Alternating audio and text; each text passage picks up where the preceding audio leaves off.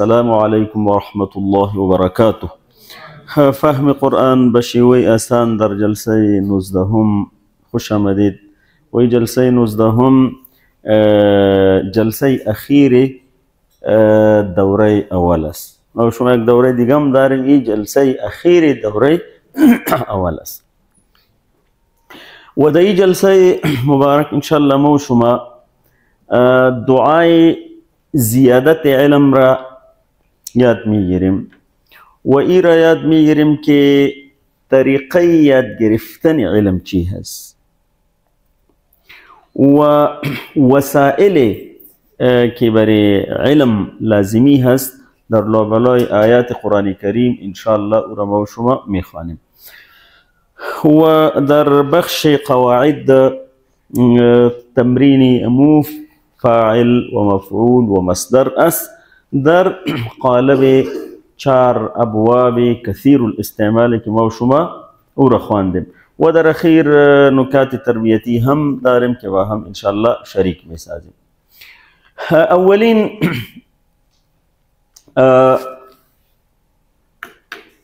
قضیه‌ای که برای فرا گرفتن علم و بخصوص علم قرآن لازمی هست او دعا است، دعای پیهم و مسلسل.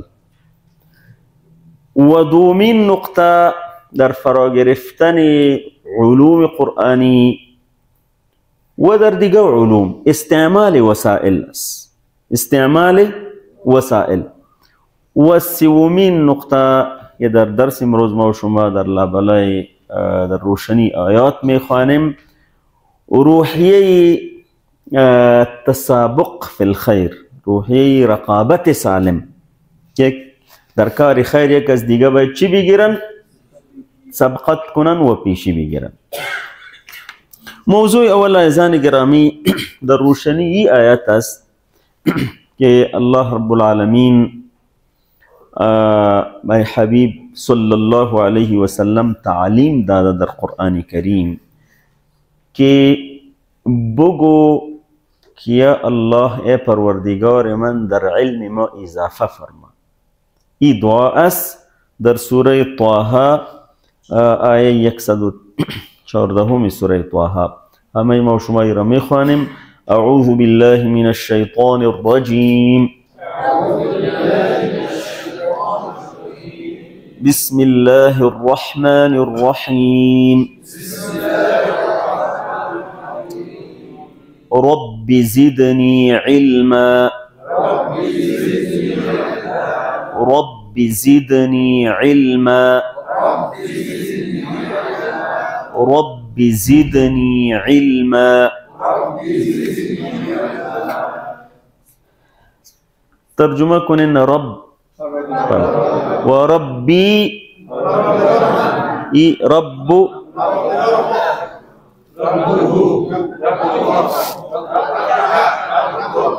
اینجاست ربی. این زیر که شما میبینین این اشاره به یا است، ربی، به خاطر مشاکله آیات یا نه آمده و اگر نه یا موجود است و این زیر به او دلالت میکنه. ربی، ربی، پروردگار من، پروردگار. ما شما ترجمه پروردگارم کرده بودیم پرورش کننده. دیگه چی کرده بودیم؟ نگهبان، منتظم، مدبر، تدبیر کننده. رب، رب و پروردگار ما و شما که همواره ما و شما را مراقبت و حفاظت می فرمایا، نگهداری می فرمایا و ما و شما امور را تدبیر فرموده در تمام کائنات. مسلسل ما و شما را پرورش و تربیه می کنه. رب، ربی، زدنی، زد زیاد، زیاد کن، نی مرا. اگر بگویم زد نه، گری طور بگویم اگر زد که نیست، بخاطر که زد هم مخاطب است و که هم مخاطب است، یعنی این مفهوم جور نمی آید. ما میدیم زد نی اضافه فرما نی من را، لیکن در چی اضافه فرما؟ علما، در علم، در دانش. یا پروردگار من اضافه فرما من را، علما، در علم و در دانش. عزیزان گرامی خدمت شما عرض کردم که راههای فراگیری علم 3 نقطه گفتیم. اول دعا، دعای مسلسل پیهم. دوم استعمال وسائل. سوم جذبه تسابق، پیشی گرفتن. این اولین روش است. شما میفهمین که در قرآن کریم هیچ دعای بخاطر ازدیاد نآمده بجز در علم. هیچ در قرآن کریم هیچ دعا نیست که رب زدنی مالا، رب زدنی اولادا، رب زدنی وجاهة ومكانة، رب زدني علما. وإي دعاء الله جل وعلا شانه بجناب رسول الله صلى الله عليه وسلم تعليم دادا در سياق وحي. أزي بيش آيات أس بعد أعوذ بالله من الشيطان الرجيم ولا تعجل بالقرآن من قبل أن يقضى إليك وحيه وقل رب زدني علم. پیش ازی که وحی به تکمیل برسه، جبریل امین که می آیا و وحی را به شما می رسانه، پیش ازی که او را تکمیل کنه شما عجله نکنین. ولا تعجل بالقرآن من قبل أن يقضى إليك وحيه، وحي هذا القرآن.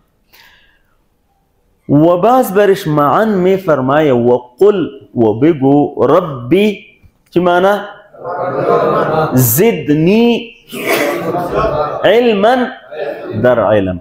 شما ملاحظه فرمودین که آیت این دعا در سیاق نزول وحی تعلیم داده شده به جناب رسول الله صلی الله علیه وسلم. یعنی منظور ای است که دعا و اساسی ترین علم قرآن است، زیرا که تمام علوم دا قرآن کریم است، منبع العلوم است قرآن کریم. و به رسول الله صلی الله علیه و سلم این تعلیم داده شده که این وحی که به ما نازل میشه علم ما افزوده شود، علم ما افزوده شود. و دعای جناب رسول الله صلی الله علیه و سلم خو قبول است، مستجاب الدعاء است. به امی خاطر علم اولین و آخرین به جناب رسول الله صلی الله علیه و سلم داده شده، علم تمام انبیاء سابقین و علوم موجود تا روز قیامت به جناب رسول الله. اعلم الناس على وجه الارض از جناب رسول الله صلی الله علیه و سلم. فهمیدین؟ یہ دعا می فرمود جناب رسول الله صلی الله علیه و سلم. وقل رب زدنی علما. در این مورد عزیزان گرامی کی آیت به ما و شما چی درس داره و چی پیام داره؟ یک خویی است که دعا چگونه دعا تا دعا هست. گاهی ما و شما که شکم سیر باشه دعا میکنیم یا الله در رزق ما اضافه فرما، لیکن چندان چرت ما و شما خراب نیست، چون که در جیب دلار موجود است، هرچی موجود است. از او کس پرسان کو که دا روز نان نخورده او چی قسم دعا میکنه؟ فهمیدی؟ دعای او دعای کسی که شکمش سیر است متفاوت است. او شخصی که صحتمند است، الله تعالی همه عزیزان ما شما را و ما شما را صحتمند داشته باشه، ابتلا واقع نفرماید. لیکن دعای صحتمند که به صحت خود میکنه و دعای او شخصی که فردا عملیات قلبیش است و کل چی بند است، والها بند است و دکتر میگوید که بس 5% چانس است دیگه، 60 تن بمانین بس 5. او که دعا میکنه و یک کسی که صحتمند است دعایش متفاوت است. یعنی دعا امی قسم دعا دیگه جناب رسول الله صلی الله علیه وسلم تعلیم دعا داده که دعا را الله رب العالمین از قلب الهی و غافل قبول نمیکنه که دل د دیگه جای است و میگه به ما بتی اگر میتی اگر نمیتی هم خیر است. این دعا در احادیث آمده. دعا را شما با الحاح بکنین، با حضور قلب بکنین، قسمی بکنین که بس اگر این دعا قبول نشد کار خراب است. فهمیدین؟ یک خوی موضوع قل ربی دائمی مکتبام نوشته است در کتاب چه قل ربی زدنی علم. لیکن کسی که اراده چی را ندارم و علم را و بس دعا میخوانه به او چی فایده میکنه؟ دعا اصلا اراده به علم جنگ داره و باز میگویه به کتاب چه نوشته کرده قل ربی زدنی علم، به او فایده میکنه دعا. ولهذا یک خوی موضوع که دعا از عمق قلب با تمام اهتمام با حضور قلب با الحاح اصرار مسلسل هر وقت. فهمیدین؟ وقل رب زدنی علما. یکی موضوع دوم یه عزیزان گرامی که ببینین علوم خود زیاد است لیکن این دعا در سیاق علوم وحی آمده، علم وحی. از این پیش آیت در مورد وحی است. فهمیدین؟ معنیش است که در علم ضد علم جهل است، جهل تاریکی هست، یعنی از قرآن دور ماندن این جهل است و جهل یک مرض خطرناک است، یک مرض خطرناک است.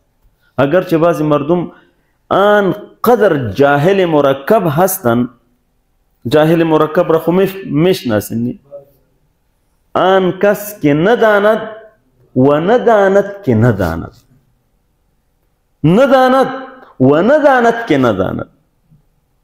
فهمیدین؟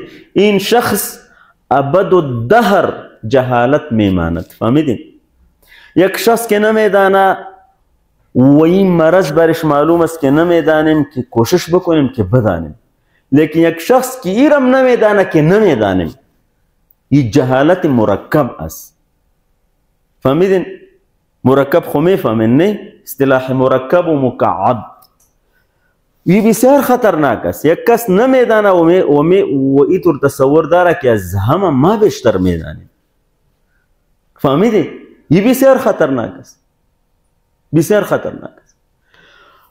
و کسی که از علم قرآن، از معرفت قرآن، چیزی که اساسیاتی که قرآن کریم تقدیم میکنه از این به بهره هست، از او به اصطلاح سهم نداره، او جاهل است.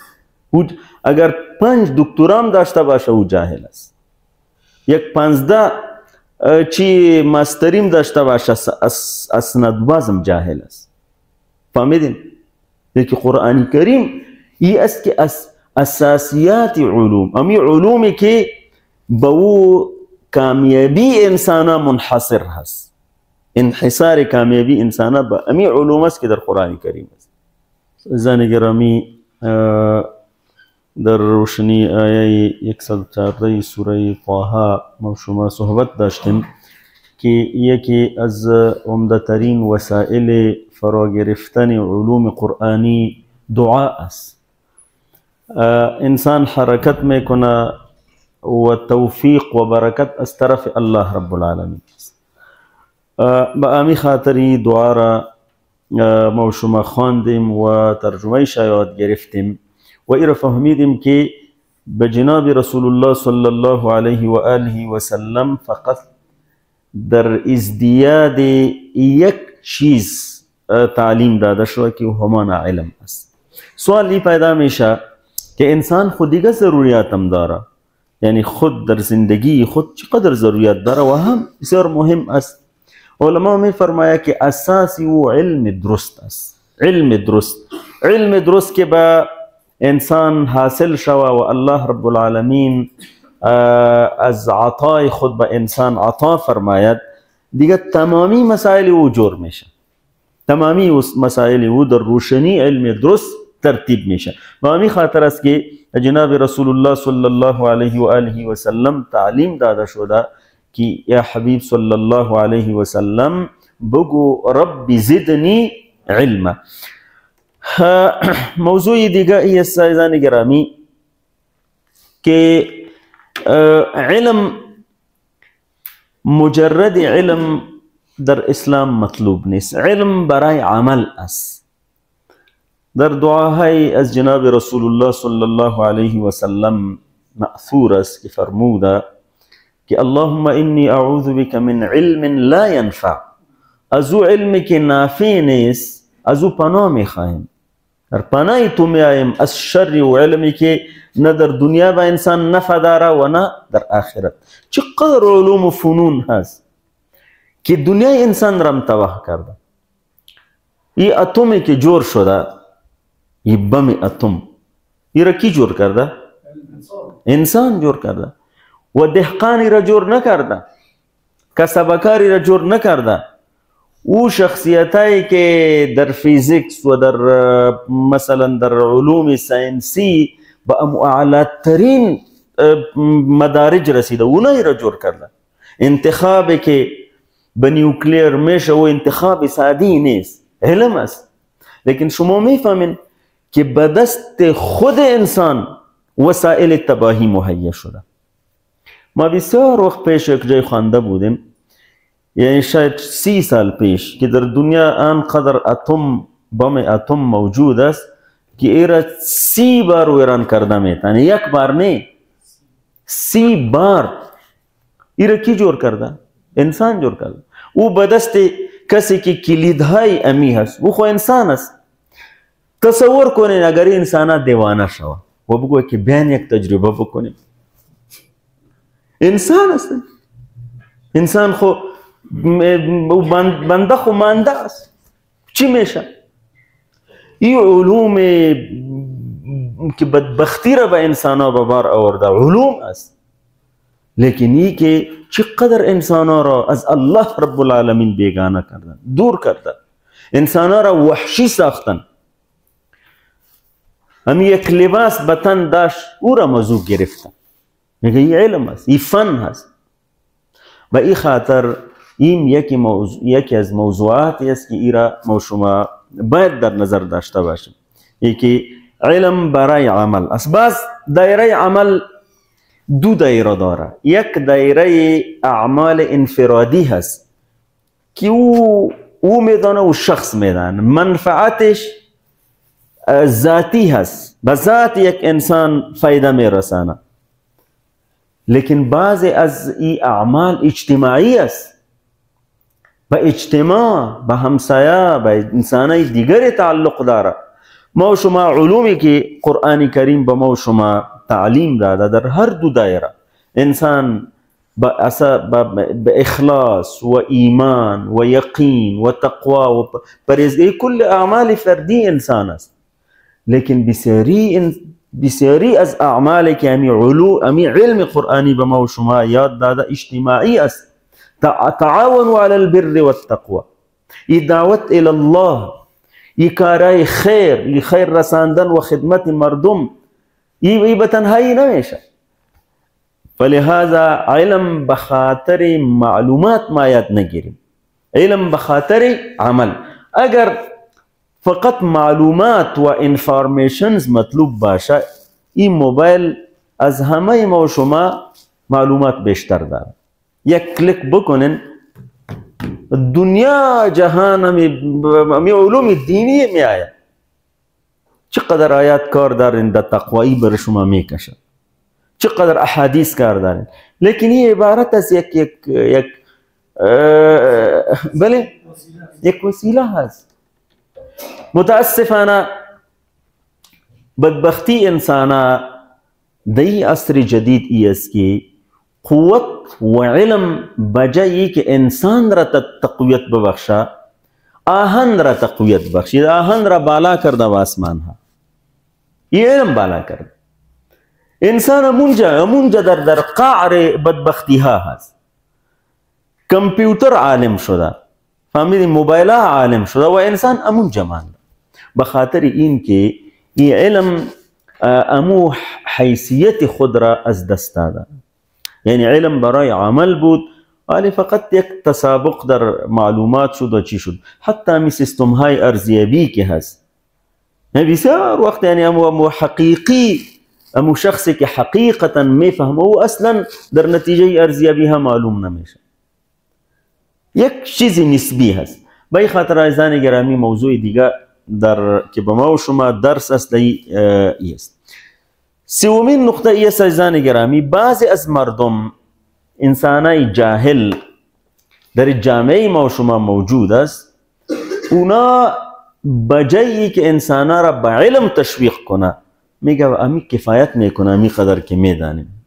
امی کسی که میگه میدانه اونا چی کرده که ما از بسیار مردم میشنویم، از بسیاری ها میشنویم و بعض استدلالشان نیست. اگر بیشتر بدانیم بیشتر مکلفیت می داشته باشیم. فلهذا می قسم جاهل خوب است. یک تصور جاهلانه هست. این با ابجدیات تعلیمات اسلام در تعارض واقع است. او اسلامی که با اقرأ آغاز شده، با اولین وحی، و امتی که حاملی وحی است و اقرأ را نمیدان. یکی از علما فرمودن که حالت مسلمانه این قسم هست که اینا نمیخوانه، با کتاب دشمنی داره. میگه کسی بود سرمایه‌دار بود، بچهش هیچ درس نمیخوان، باز به پدرشان میگفت پدر جان دکانداری هر چیز میکنیم، خب با همین مکتب ما یک مزدور بگیر که او برای ما بخوانه، یک مزدور با ما بخوانه بسیار خوب میشه. گفته که نمیخوانه، اگر بعضشان بخوانه نمیفهمه او که بعضشان بفهمه باز اونا عمل نمیکنه. الامة لا تقرأ و اذا قرأت لا تفهم و اذا فهمت لا تعمل. پس این امت ضرورت داره که به این علوم قرآنی بار دیگری زنده شود. از این عقم برای این امت عقیم نبود، بسیار زیاد یعنی چی بود به اصطلاح عطایا داشت و بسیار در چی خود در آغوش خود انسانا را پرورش میداد. متاسفانه او ذوق علی نمانده. فلهذا اولین وسیله تحصیل علم و علوم قرآنی ای دعا است که ما شما ای را خواندیم. دعا ترجمه بکنین: ربی زد نی علما در علم اضافه کن مرا در علم. و ما مشوره ما ای است که این دعا را جز مأثورات خود قرار دهیم صبح و شام در نمازها. یعنی آنقدر مهم است که به رسول الله صلی الله علیه و سلم گفته شده که دعا بود. یعنی رسول الله صلی الله علیه و سلم اعلم الناس بود و بازم برشان توصیه میشه که ای حبیب ای دعا را بکن. این خود در حقیقت به ما و شما تعلیم است، به ما و شما تعلیم است. فلهذا هر کس که اینجا تشریف داره، هر کسی را که دیدین او را به علم تشویق کنین، به خواندن تشویق کنین. این یکی از فرائض و واجبات امت هست که دیگران را به علم تشویق بکنه و به هر اندازه‌ای که به اونا کمک رسانده میتوانیم. اگر پول نداریم یک راهنمایی به او بکنیم، یک جای خوب به او نشان بدیم، یک نشست به او بکنیم. این کل چیزایی است که انشاءالله امو صدقات جاریات هست. و باید داشته باشیم اگر این امت یک بار دیگر عروج میخواه، هیچ راه دیگری بجز از علم نیست. این به علم قائد بود، این رهبریت را به اساس علم کرده بود. وقتی که اروپا بالکل در تاریکی ها بودن، مسلمان ها که با چی اروپایی چی روان کرده بود تحفه سات، و گفتن یا این مسلمان ها دی کدام جن بسته کرده ای را شور میتا. فهمیدی؟ این جهالت بود. ولی اونا را ببینین و خود را ببینین، هیچ مقایسه نیست، هیچ مقایسه نیست. فلهذا از این معلوم میشه که او میراثی که از نیاکان ما و شما مانده بود ای اولادای و نواسهای ناخلف نتوانستن که از او چی بکنه؟ از او پاسداری بکنه، از او حفاظت و از او صیانت بکنه. از الله رب العالمین دعا بکنیم که یک بار دیگر در امت انسانایی را پیدا کنه که او میراث را از آن خود بکنه و یک بار دیگر به اساس امو علم، اساس امی ایمان، به امو قیادت و رهبری دنیا ای امت نائل گردد. موضوع دوم عزیزان گرامی، وسیله استعمال وسائل برای کسب علم. آیه سوره القلم است، با هم میخوانیم. عفوا سوره العلق است. اعوذ بالله من الشیطان الرجیم. بسم الله الرحمن الرحیم. الذي علم بالقلم. ترجمه کنین الذي آن ذاتی که علم. او شما در خیرکم من تعلم وعلمه. تعلم القرآن وعلمه. الذي آن ذاتی که علم تعلیم داد، آموختان. بالقلم بارا ترجمه کنین با قلم، بواسطه قلم. عزیزان گرامی شما میفهمین اولین آیاتی که به رسول الله صلی الله علیه و نازل شده از او جمله آیات است. شما میبینید او وقت از امو روز به قلم اشاره شده. از این قلم استغنا نیست. یک وقت آمده بود در کشور ما و شما میگه شما هنوز در جیبتان قلم است، این قلم رو سپرتین. فهمیدی؟ در حالی که قلم وسیله است که تا روز قیامت میمانه. این قلم است، با مو چی که شما نوشته میکنین، با می کیبورد، این قلم است. فهمیدین؟ لیکن از این قلم استغنا نیست. این علوم و معارفی که محفوظ است به برکت یعنی قلم است. انسان خو رفتن لیکن کتابایشان به امی قلم قید شده و به ما و شما رسیده. فلهذا اینجا خو الله رب العالمین یک وسیله ذکر فرموده، لیکن این نشان میدهد که به خاطر فرا گرفتن علم از وسائل استفاده کنید. از وسائل باید استفاده شود. پس ما و شما مطابق عصر جدید، مطابق خواسته های جدید، این وسائل را در خدمت قرآن کریم مسخر بکنیم. و عزیزان ما که تخصص دارند در آیتی، مکلفیت دارند که تخصص خود را تسخیر بکنن و در خدمت قرآن کریم او را در خدمتشان او را تقدیم بکنن در هر بخش، هر توانایی و هر وسیله که چی داره. پس عزیزان گرامی این قلم را من بعد به خاطر خدمت قرآن برداریم. شاید صدها و هزارها کلمات توسط او ما شما نوشته کرده باشیم. از این روز تعهد بسپاریم که انشاءالله این قلم انشاءالله در خدمت کتاب الله، در خدمت کلام الله انشاءالله ایرا ما مسخر میکنیم. دست استازای دست به قلم از این استفاده کنه و بخاطر اینه که از لحاظ چی نه با بسیار شوق و رغبت و بخاطر ای که ممکن امی کلماتی که با قلم شما نوشته میکنین امی صدقات جاریات باشه که صدها سال بعد هم و ما و شما انشاءالله فایده برسانه. فلهذا این نیت را بکنیم. عزیزان گرامی علما ذکر کرده و اساس تحقیقات جدید او کسی که نوشته میکنه یک چیزی را او بسیار زیاد ترسیخ میشه در ذهن، نوت میگیره، بعضی را نوشته میکنه، خاصتا کسایی که فهمیده نوشته میکنه. بعضی مردم نفهمیدن بعضی چیزا نوشته میکنه. به خاطر این که وقتی که یک کسی نوشته میکنه چشمش مصروف است، همونجا باید ببینه. این طور خونه میشه که او طرف ببینه اونجا نوشته کرده برای دستش مصروف است و این دست و چشم باید قلب و ذهن را هم احضار بکنه و در تمام حضور داشتی تمام احساسات وقتی که او نوشته میکنه طبیعی است علوم ترسیخ میشه.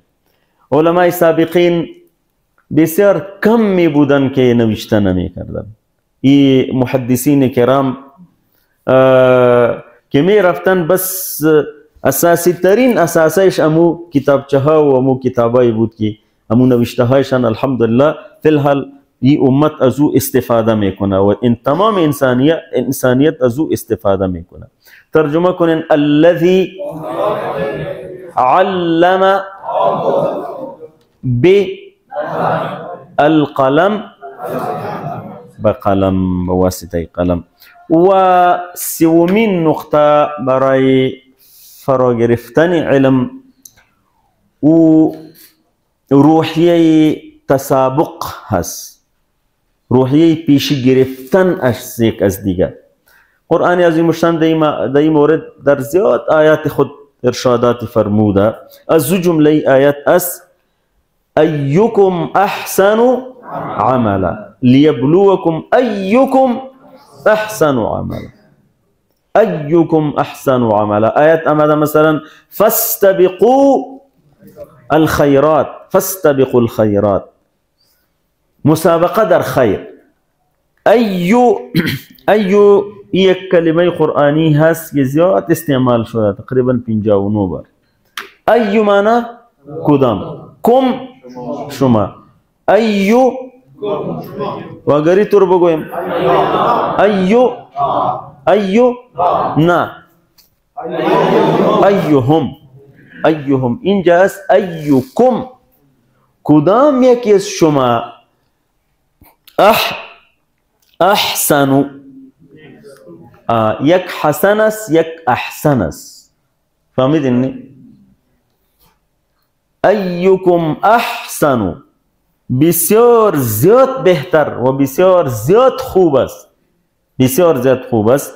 عملا در عمل از لحاظ عمل، عمل که جمع او اعمال هست. عزیزان گرامی شما ملاحظه می فرمایید در آیت کریمه که الله رب العالمین ای را ذکر کرده که کل دنیا و ای کارخانه به امی خاطر برپا شده، ای موت و زندگی به امی خاطر است که ای معلوم شوه شما در ازمایش قرار گیرین لیبلوکم ایکم احسن عملا. یک یعنی عادی حسن و خوبی هست، یک با درجه اتم ای تقابل هست، تقابل که در میان شما کدام یکی بهترین هست از لحاظ عمل. عزیزان گرامی این عمل کدام عمل است در کل زندگی؟ کدام یکی شما همین نمازگزار 500 نمازگزاری که در مسجد است الله تعالی میخواه ببیند که کدام یکی از لحاظ نماز بهتر است. 500 نفر در شهروالی کار میکنه، در معارف کار میکنه، الله رب العالمین میبینم از در ازمایش قرار داده که کدام یکی از اونا از لحاظ عمل بهتر است. صدها هزارها انسان در می مارکت در بازار کار میکنه، الله رب العالمین میخواه ببینه ایکم احسن عملا. در دفاتر، در خانه، در صنف، در می صنف الله رب العالمین میخواه ایکم احسن عملا. عزیزان گرامی امین جا امو قضیه تسابق هست. وقتی که الله رب العالمین ای را میبینه و در یک حدیث شریف رسول الله صلی الله علیه وسلم فرموده ان الله يحب اذا عمل احدكم عملا ان يتقنه او فليتقنه. الله رب العالمین ای را دوست داره که وقتی که یکی از شما یک عمل را انجام میدهد او را با اتقان انجام بده. اتقان چی معنی؟ یعنی تمام وسع و کوشش خود را در او مصرف بکنه. ای ترنی که مثل چی میگوید که کلخ میمانه و عذاب، او ترنی کلخ خواب میبره، پول جور میکنه سمسای. یعنی اتقان. ببینین اسلام یکی از قواعد مهم در اسلام امی است. هر کاری که شما میکنین او را به اتقان بکنین، در هر مجالی که شما هستین او را به تمام اتقان به سر برسانین. این تعلیم دین هست تاکه مردم ببینه. قدوه خو امیر میگوید که دیگرها ببینه که این مردم از سر چرا کار نکرده بلکه به اتقان انجام داده. فلهذا عزیزان گرامی، ما و شما در عبادات خود، در کارهای اجتماعی خود، در تمام امور خود ببینیم و ضرور نیست که اعلان انسان بکنه، خود انسان خودم میبینه که ما چه قسم هستیم و به امی درجه احسان خود را برسانیم. امی قسم در باب علم.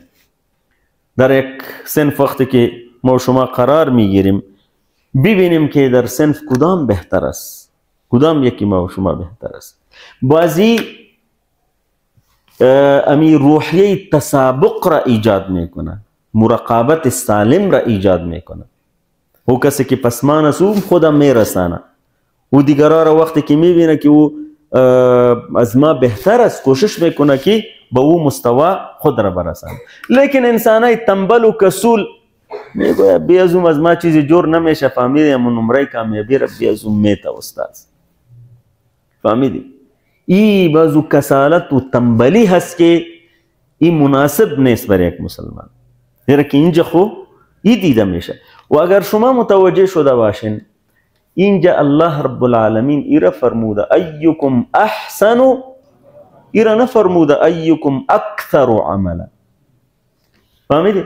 اکثار و زیادت در عمل، یعنی در مقابل، یعنی اگر به تعبیر دیگه بگویم کیفیت و کوالیتی مهم است. فهمیدین؟ کیفیت مهم است. اگر با کیفیت انسان کاری با کیفیت و با کثرت انجام بدهد بسیار خوب است.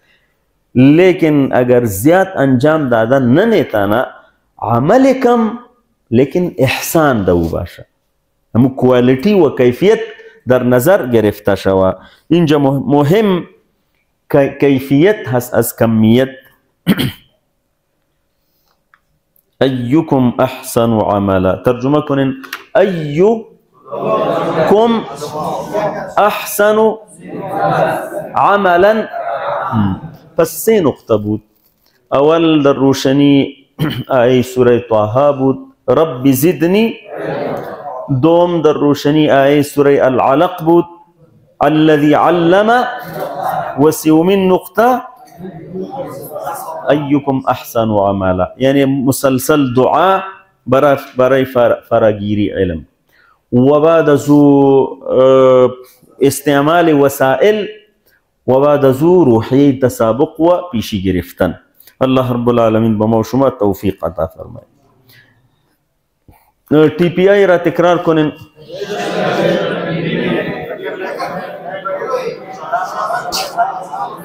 همه با هم. تشکر. ای الذکر یذکر، ما و شما فاعل و مفعول تکرار میکنیم و مصدر. ای چی است؟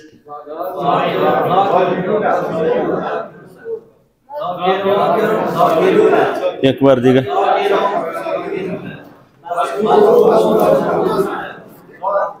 ذک فعل. فعل و فعل اردم. یعنی خو عظیم بگوین. ذکر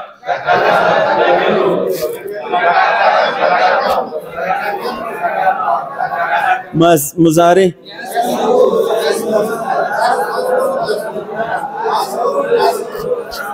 الف فاعل مذکور ذکر. آفرین. جزاكم الله خيرا. بخش آخری و سومینی درس ما و شما نکات تربیتی هست و عبارت ازی فرموده جناب رسول الله صلی الله علیه وسلم است که یقال لصاحب القرآن اقرأ وارتقي ورتل كما كنت ترتل في الدنيا فإن منزلتك عند آخر آية تقرأها. زیر عنوان است رسیدن به اعلی ترین مقام در جنت. یک خود در همینطور داخله ابتدایی است، یک اعلی ترین مقام را از آن خود کردن در این حدیث شریف بیان شده. جناب رسول الله صلی الله علیه و سلم فرموده است که به صاحب قرآن گفته میشه در روز قیامت که اقرأ بخوان ورتل و ترتیل بکن، یعنی استا استا بخوان، کما کنت ترتل فی الدنیا، مثل که در دنیا میخواندی آهسته آهسته. فإن منزلتك، منزل و مقام تو و مرتبه و درجه تو عند آخر آیت تقرأها، نزد مؤخرین آیاتی که شما میخوانی. عزیزان گرامی، یہ حدیث شریف جناب رسول الله صلی الله علیه و سلم فرموده، به ما و شما باور داریم، به یقین داریم که همون قسم گفته میشه انشاءالله به صاحب قرآن.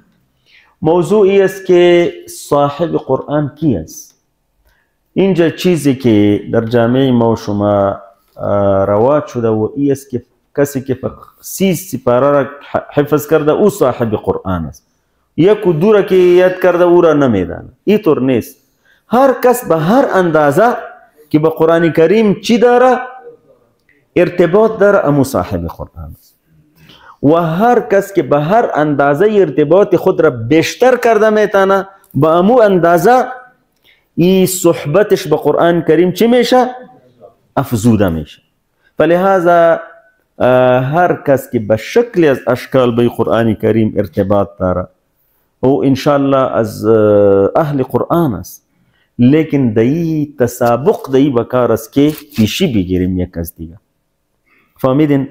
مثل که در دیگه موارد پیشی میگیره مردم، ما و شما با اعلی ترین مقام در جنت دو پیشی بگیریم و او فقط با چی نمیشه میطور با اصطلاح خیالی نمیشه، با امید نمیشه. این سم صحیح به این پلان بکار است، پلان به این انسان بریده. عزیزان گرامی، ما اگر یخو خانه جنت ذکر شد نه، اگر کوششای خود را در این دنیا که به خرج میدهیم به خانه های دنیا، اگر ای را مقایسه بکنیم با امو کوشش هایی که برای آخرت، امو خانه آخرت به خرج میدهیم، با ما و شما چی معلوم میشه؟ این معلوم میشه که او کوشش ها که در آخرت به کار ما میآید بسیار کم است، بسیار کم است. و او کارهایی که در آخرت به کار ما میآید بالکل یعنی در چی خواه است، در لست ما و شما خواه است، لیکن در اخیر است گاهی برش جای نوبتش میرسه و گاهی و اغلبا نوبتش نمیرسه. فلهذا ما و شما عزیزان گرامی در خانه، یک انسان که در دنیا خانه جور میکنه چقدر زحمت میکشه. همین کسی که متوسط زندگی داره نه، او فقط خود همین شهر که این قدر چی هست غلا و قیمتی است خود فقط چی کنه. لیکن اگر از راههای درست و حلال چی میکنه زیاد وقت میگیره، الا ای که الله تعالی به کسی یعنی وسایل روان داده باشه. لیکن عموما انسان متوسط هستن. خانه که جور میکنه یک 40 سالش دامی چی میشه که پول چی کنه و بادا کنه و بعضی که زمین بخره همی گرانی قابل کی پیدا میشه. بازو را که گرفت شهروالی میگه که 40% چی داره و چقدر فیصدی قواله داره و دو جنجال است. خو علی کل حال خانه را که جور میکنه اجی سبا یعنی نزدیک به 70 رسیده. فهمیدی؟ او گاهی امو ټیکدار برشکلی میته و از اینجا رخصت میشه. فهمیدی؟ از یک طرف خانهش جور میشه به قیمت امو خانه دیگه. فهمیدی؟ و از این طرف ای بیچاره از اینجا رخصت میشه. زیاد میطور شده. زیاد شد.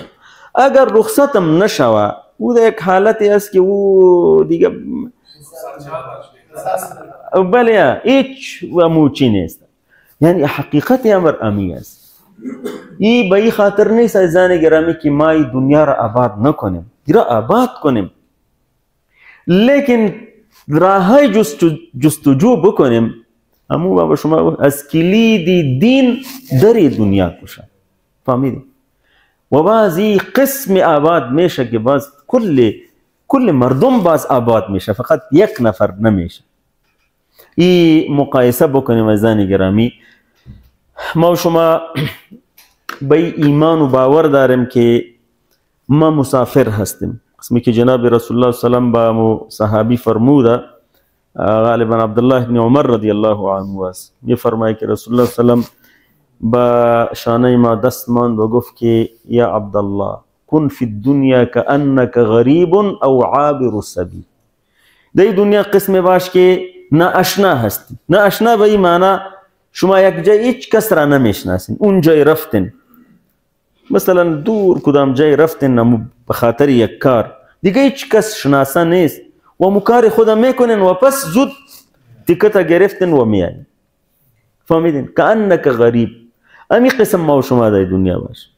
او عابر سبیل، یا کسی که در راه گذر هست، از راه میگذره، عابر عبور میکنه راه.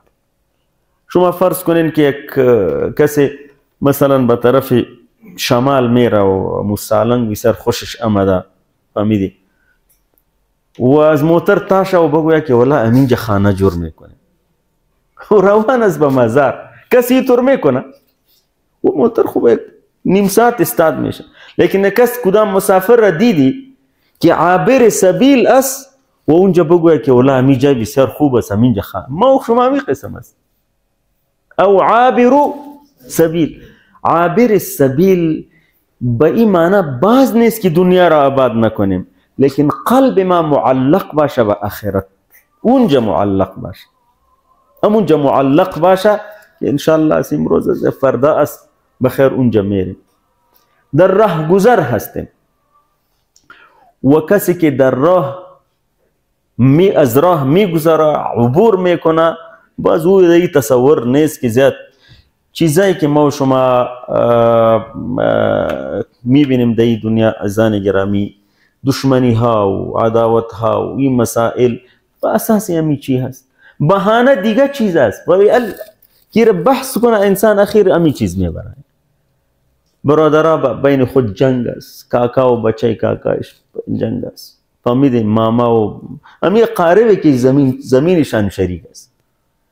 یعنی هیچ ارزش نداره عزیزان گرامی که انسان به این چیزای تافه جنگ بکنه. و در اطراف یک چیزی دیگر رواج شده، میگه که اولا که جنگ نکنیم، مردم میگه که هیچ چی نداره، هیچ غیرت نداره. اورم به کسی که شریف است اورم به جنگ میندازه. این بغیرت شده، مردم به این بغیرت میگه. بالکل این صورت حال است. عزیزان گرامی این کوشش های خود را با او کوشش ها مقایسه کنیم، باز با ما و شما اگر از 50% بیشتر نباشه، 50% خوب باشه، حد اقلش همین نمره کامیابی خو انسان چی بگیره. عزیزان گرامی این راه قرآن کریم، این راه پیشرفت دائمی هست.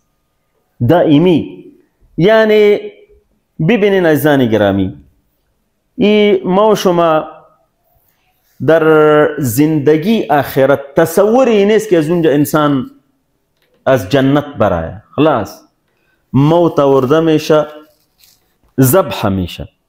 به اهل جنت گفته میشه خلود لا موت و به اهل جهنم هم گفته میشه که خلود لا موت، اهل در انتظار مرگ نباشه، این ذبح شد.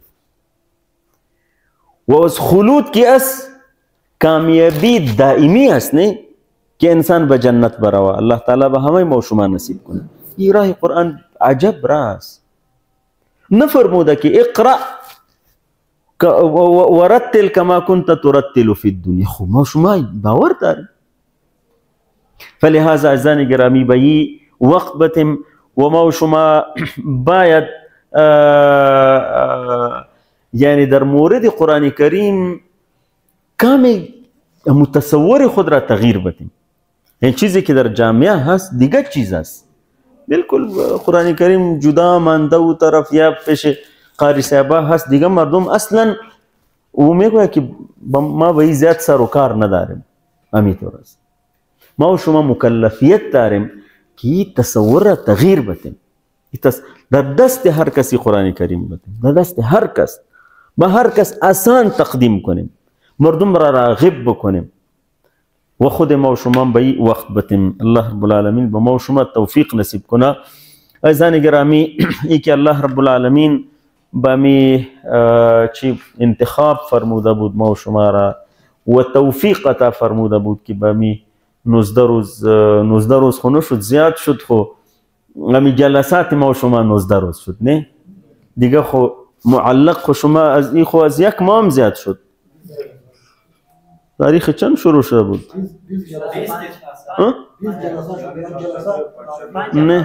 5 اقرب 5 هفته. خب 20 جلسه. یعنی این حقیقت امر ای است که این انتخاب است. خب فهمیدین؟ شاید یعنی ما و شما زیاد به خود چی نکنیم. الله رب العالمین توفیق عطا فرموده. انتخاب حالی که ای کم کم آشنا شدیم، نگذاریم که این سلسله چی شوه، از بین بره و ترک شوه. به شکل از اشکال به مرتبط باشیم انشاءالله. یک زیر دست ما هست یک دوره دوم که او را زود زود جور میکنیم. کارا زیاد است که اون بخیر چی شوه که همو کسایی که دوره اول را دیده که همه با هم او دوره را ببینیم تاکه همو چیزی که ماند او هم تکمیل شوه. و تا وقت که او آماده میشه باز ما و شما به شکل از اشکال مرتبط باشیم با همو به شما شریک ساخته میشه. کسایی که میخواه که دایی استاد شوه، ماستر ترینر شوه، میشه ممکن استاد تاییس پایم داشته باشه، با اونا شما ای چی را بتن نامایتن که او عزیزان ما امی چی را به شکل چی یاد بگیره که استاد شوه. و تا وقت که ای چی پیدا میشه امی را جگه جای تدریس بکنین، جایی که مشکل بود و جمع شما میشینیم او را کم چی میکنیم تا که یک سلسله چی شوه به قرآن کریم چی وصل کنیم. و به اراده و نیت که این فیصدی بسیار بالایی در خود کشور عزیز ما و شما برادر و خواهرای ما که پیام به اونا برسه و بعد از او به مسلمانا در اطراف ما و شما در چقدر مسلمانا هست. همی پالوی ما ازبکستان است، تاجیکستان است، قرقیز است و قزاق هستند، کلشان به این پیام نیاز داره و برای ما و شما حق دارن. اگر ما چیزی میفهمیم و امکانات داریم و نمیرسانیم خو گناهکار هستیم. در فکر اونا باشیم. و بعد از او غیر مسلمین که در می دنیا هستن و گمراه هستن با می پیام سخت نیاز دار. از الله رب العالمین دعام بکنیم که او استعداد را به همه ما و شما نصیب فرماید و او علم و او فقاهت را به ما و شما نصیب فرماید که به شکل درست این پیام الهی را به مردم برسانیم. عزیزان گرامی، انشاءالله فردا دوره دومی ما و شما شروع میشه و درخواست ما ای است چون که دوره خود طولانی بود، شاید زیاد مردم از طولش ترسیده و با او شما کوشش بکنین که یک نفر را خصوصا که مدرس قرآن است، معلم قرآن است، اونا را به خود بیارین. 5 روز است. اگر باز بسیار زیاد شما خسته شدین میشه در 4 روز ما او را چی کنیم. خو ای است که خیر باید عام شوه انشاءالله. جزاکم الله خیرا.